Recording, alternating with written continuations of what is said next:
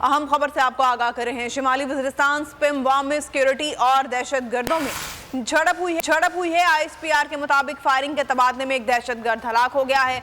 दहशतगर्द security forces और शहरियों पर हमले में मुलव्वस था। अहम खबर से आपको आगाह कर रहे हैं। आपको बताएं कि शिमाली वज़ीरिस्तान स्पिम वाम में सिक्योरिटी और दहशतगर्दों में झड़प हुई है। ISPR के मुताबिक फायरिंग के तबादले में एक दहशतगर्द हलाक हो गया है।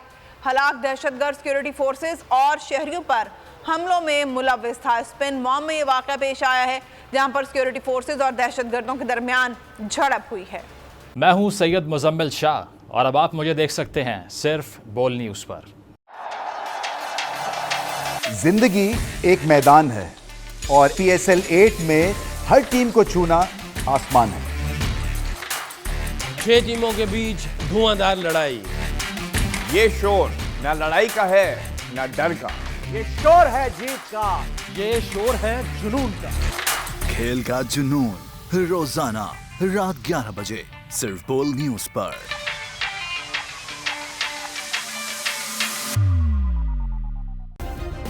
सब्सक्राइब करें और बेल दबाएं ताकि कोई खबर रह न जाए।